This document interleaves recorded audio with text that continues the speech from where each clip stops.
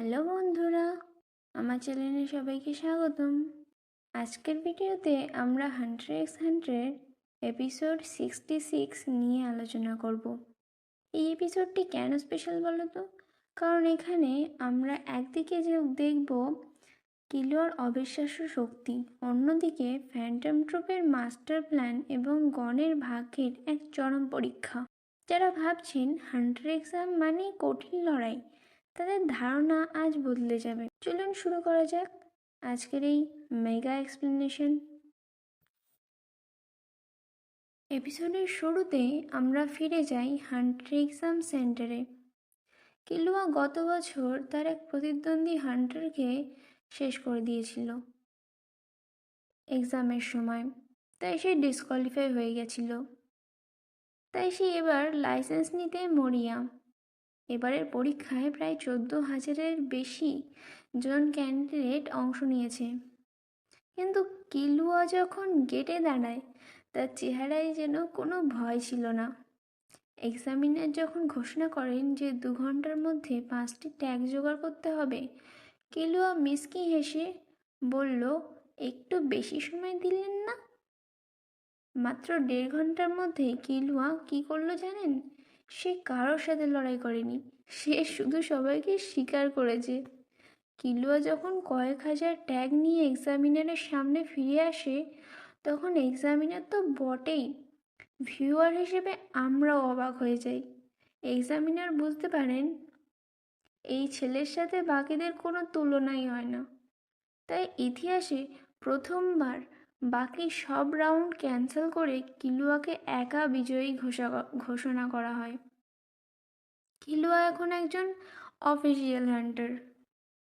কিলুয়া licence নিয়ে গেমে ফেরার পর যখন সে গন এবং বিস্কি তাদের সংগৃহীত কার্ডগুলো চেক করছিল, তখন তারা কন্ট্যাক্ট লিস্টে একটি অদ্ভুত নাম দেখে, ক্রোলো। বন্ধুরা, আপনারা জানেন যে কুরাপিকা তার চেইন জেল দিয়ে ক্রোলোর নেন সিল করে দিয়েছিল, তাহলে সে গেমে এলো কীভাবে? এই প্রশ্নের উত্তর খুঁজতে আমাদের যেতে হবে ফ্যান্টম ট্রুপের মেম্বারদের কাছে। আসলে এই ক্রোলো আসল নয়, এটি ছিল হিসোকার একটি চাল। হিসোকা ক্রোলোর নাম নিয়ে গেমে ঢুকেছে কারণ সে জানে গ্রিড আইল্যান্ড এমন একজন নেন এক্সরসিস্ট আছে যে কিনা যে কোনো অভিশাপ বা সিল করা ক্ষমতা মুক্ত করতে পারে। হিসোকা চায় ক্রুলো সুস্থ হয়ে উঠুক, যাতে সে ক্রুলোর সাথে তার কাঙ্ক্ষিত মরণাপণ লড়াই করতে পারে। স্পাইডার মেম্বাররাও ব্যাকগ্রাউন্ডে তাদের কাজ চালিয়ে যাচ্ছে। বিস্কির সেই কঠিন ট্রেনিংয়ের ফল এখন হাতে নাতে পাওয়া যাচ্ছে। এই সেকশনে আমরা দেখব গন এবং কিলুয়া কিভাবে গেমের রিভেল কার্ডগুলো পকেটে ভরছে। গ্রেট হোয়াইট বিটল, এটি ধরার জন্য তারা একটি বিশাল গাছকে নির্দিষ্ট ছন্দে আঘাত করে। গনের পাঞ্চ এবং কিলুয়ার টাইমিং এখানে দেখার মতন ছিল। গোল্ড ডাস্ট গার্ল, তারা একটি পাহাড়ি এলাকায় গিয়ে এই এ র্যাঙ্ক কার্ডটি পায়। প্যালাডিন্স নেকলেস, একটি বিশেষ টুর্নামেন্টে জয়লাভ করে তারা এই নেকলেসটি পায়। বন্ধুরা, এই কার্ডটি কিন্তু গেমের অন্যতম সেরা ডিফেন্সিভ কার্ড। এটি পড়ে থাকলে কেউ আপনার উপর কোনো ক্ষতিকর স্পেশাল কার্ড ব্যবহার করতে পারবে না। তাদের এই দ্রুত উন্নতি দেখে বড় বড় টিমগুলো, বিশেষ করে সেজেগেরার টিম, চিন্তায় পড়ে যায়।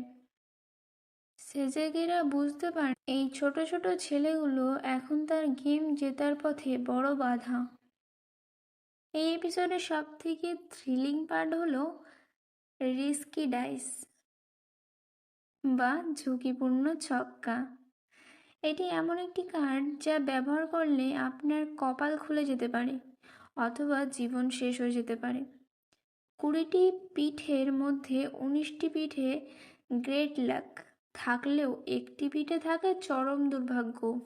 কিলুয়া যখন এই ছক্কাটি নিয়ে গ্যাংলিং করতে যায় তখন গন ভয় পাচ্ছিল, কারণ একবার যদি ব্যাড লাক পড়ে তবে আগের 19 বারের সব গুড লাক একেবারে অভিশাপে ফিরে আসবে। কিন্তু কিলুয়া, সে তো আকুতভয়। সে টানা কয়েকবার গুড লাক পায় এবং বিরল সব কার্ড, হার, হীরা। এখানে একটি দৃশ্য আছে যেখানে অন্য একজন প্লেয়ার ব্যাড লাক পায় এবং সাথে সাথে স্লট মেশিনটি বিস্ফোরিত হয়ে সে মারাত্মক জখম হয়। এটি আমাদের মনে করিয়ে দেয় যে গ্রিড আইল্যান্ড কোনো সাধারণ গেম নয়, এটি জীবনের লড়াই। এপিসোডের শেষের দিকে আমরা দেখি সেজেগরা গনের টিমের কাছে একটি সন্ধির প্রস্তাব নিয়ে আসে। সেজেগেরার কাছে 95টি ইউনিক কার্ড ছিল আর গনের টিমের কাছে ছিল অনেক বিরল কার্ড। সেজেগেরা চায় তারা যেন মিলেমিশে গেমটি জেতে, কিন্তু এখানেই এন্ট্রি হলো মূল ভিলেন বাম্বার বা গ্রেনথুর। সে নেপথ্যে থেকে অন্য প্লেয়ারদের কার্ড চুরি করছে এবং তাদের শেষ করে দিচ্ছে। গন এবং কিলুয়া বুঝতে পারে গেমটি জেতার জন্য তাদের শুধু কার্ড জোগাড় করলেই হবে না, বরং বাম্বারের মতো শয়তানদেরও মোকাবিলা করতে হবে। তো বন্ধুরা, এই ছিল হান্টার এপিসোড 66 এর বিস্তারিত ব্যাখ্যা। এই এপিসোডটি আমাদের দেখিয়ে দিল যে গন এখন আর সেই আগের ছোট্ট ছেলেটি নেই। সে এখন মানসিকভাবে এবং শারীরিকভাবে একজন প্রকৃত হান্টার। অন্যদিকে কিলুয়া, সেই রিস্কি ডাইস ব্যবহার করার দৃশ্যটা আমাদের মনে করিয়ে দেয় যে তার জেদ এবং সাহস তাকে অন্যদের থেকে কতটা আলাদা করে তোলে। তবে চিন্তার বিষয় হলো ফ্যান্টম ট্রুপের উপস্থিতি। তারা যদি সত্যিই কোনো নেনসেস্ট খুঁজে পায় তবে গেমের পরিস্থিতি কোন দিকে মোড় নেবে সেটা ভাবলেই গায়ের লোম খাড়া হয়ে যায়। আপনাদের কি মনে হয় গনের এই অতিরিক্ত রিস্ক নেওয়াটা কি ঠিক ছিল? আপনাদের মতামত অবশ্যই কমেন্ট বাক্সে জানান। সামনের এপিসোডগুলোতে লড়াই আরও ভয়ঙ্কর হতে চলেছে, কারণ বাম্বার এখন আর ছায়া হয়ে নেই, সে এখন সরাসরি আক্রমণ শুরু করবে। বিস্কিট ট্রেনিং কি গনকে রক্ষা করতে পারবে? পরের ভিডিওতে আমি 66 নম্বর এপিসোডের পরের বড় টুইস্টগুলো নিয়ে আসবো।